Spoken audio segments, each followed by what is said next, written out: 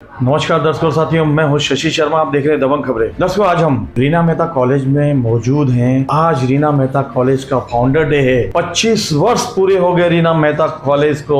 हजारों स्टूडेंट यहां से ग्रेजुएशन करके निकले हैं और देश के अलग अलग कोने में पहुंचकर रीना मेहता कॉलेज के नाम का अलग जगा रहे हैं। रीना मेहता कॉलेज के बच्चों द्वारा देशभक्ति से प्रेरित एक ड्रामा प्ले किया गया। रीना मेहता की जो सोच है और उन्होंने जो ड्रामा प्ले करवाया है, बच्चों के अंदर देशभक्ति का अलग जगह है। आज उनका जन्मदिन है और आज इस जन्मदिन के मौके पे दबंग खबरें उनको बधाई देना चाहता है। इसी तरह वो दिन दुनी रात चौगुनी तरक्की करें, रीना मेहता कॉलेज का देश भर में नाम जगाएं। जिस तरीके से इन्होंने एक इवेंट बताया मृदंग, कोरोना काल से पहले इस तरह का इवेंट किया करता था, बहुत बड़ा इवेंट जो जिसमें पूरे महाराष्ट्र के 75 कॉलेज पार्टिसिपेट करते थे। आज फाउंडर डे में आपने देशभक्ति और देशभक्ति का अलग जगाया बच्चों में, जो एक अद्भुत था अपने आप में।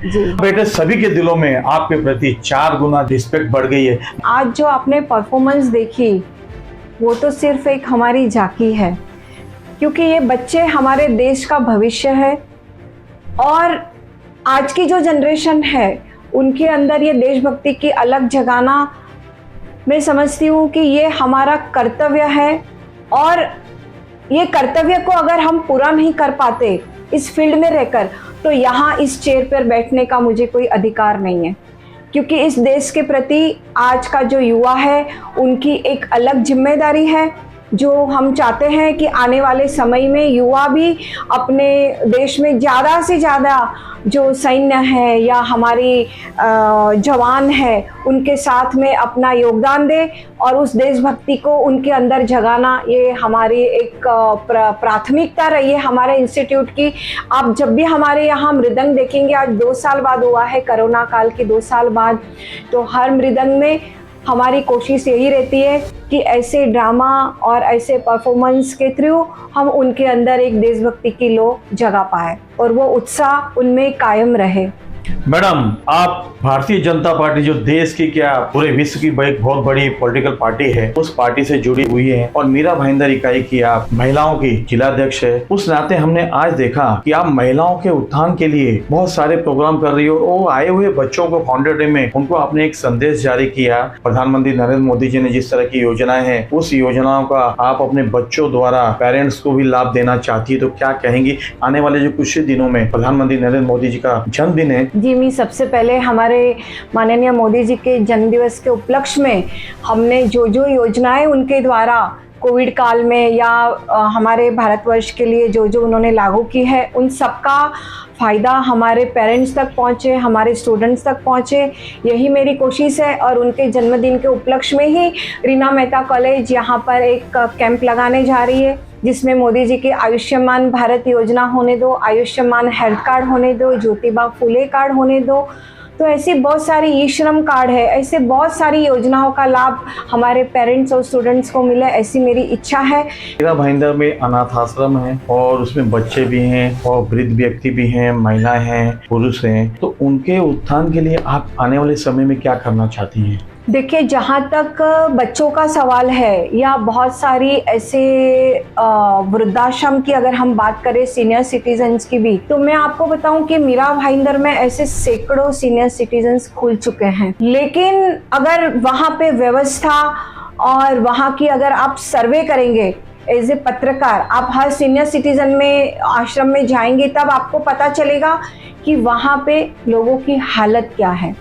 तो मेरा ये कोशिश रहेगी कि चाहे वो आश्रम भले वो सरकारी हो या गैर सरकारी हो, लेकिन उस वृद्धाश्रम में मीरा भाईंदर नगर पालिका की तरफ से उनको जो भी सहाय मिलनी चाहिए, चाहे वो वैद्यकीय हो या मीरा भाईंदर की और सब दूसरी सेवाएं हो, वो उनको वहाँ उपलब्ध होनी ही चाहिए। एजुकेशन इंस्टीट्यूट चला रही है आप, जिस तरीके से मैंने देखा फाउंडर डे में आपने मैसेज जारी किया, बच्चों के प्रति आपका लगाव देखा, तो बहुत सारे अनाथ बच्चे मीरा भाईंदर में हैं, तो उनको पढ़ाई लिखाई के लिए आपकी कोई योजना है या आपके माइंड में ऐसा कोई क्रिएटिव है कि मैं उन अनाथ बच्चों को भी शिक्षित करूँ? जी, मैं आपको बताऊँ कि कभी कभी ऐसा, ये विद्या एक ऐसा गुप्त दान है जो बोला नहीं जाता है, मतलब करके दिखाना नहीं होता है। लेकिन यहाँ पे ऐसे बहुत सारे लाभार्थी हैं जिनका मैं आपको यहाँ पे नाम नहीं दे सकती हूँ, क्योंकि उसका सबसे पहला तो रीज़न ये है कि ये हमारी जो इंस्टीट्यूट है गवर्नमेंट से हमें कोई भी सहायता नहीं ली है। मेरी ये कोशिश रहती है कि ऐसे जो ज़रूरतमंद बच्चे हैं और जो सही में ज़रूरतमंद है उनको हम कहीं ना कहीं से कुछ ना कुछ हमारी तरफ से हेल्प जरूर करते हैं। केंद्र में आपकी सरकार है जी, अब महाराष्ट्र में भी आपकी सरकार है, यहाँ के उप मुख्यमंत्री देवेंद्र फडणवीस जी हैं, तो मीरा भाईंदर में ऐसे रिजर्वेशन के प्लॉट हैं, तो उस रिजर्वेशन के प्लॉट में उन अनाथ बच्चों के लिए कुछ ऐसी योजना आप सरकार के थ्रू लाने की प्रयत्न करेंगी? जी मैं जरूर करूंगी, क्योंकि मेरा सबसे पहला अभी मेरा मोटिव यही है कि ऐसे जो बच्चे हैं जिनकी मुझे मदद करनी है, तो उसके लिए भी मैं गवर्नमेंट से जरूर मदद की गुहार लगाऊंगी कि ऐसे बच्चों के लिए हम लोगों को गवर्नमेंट की तरफ से एक प्लॉट उपलब्ध करा जाए। तब मैं आपको ये प्रॉमिस करती हूँ कि ऐसे जो भी बच्चे हैं उनकी ये कैपेसिटी नहीं है पढ़ाई की, तो ऐसे बच्चों को मैं फ्री में एजुकेशन जरूर से दूंगी।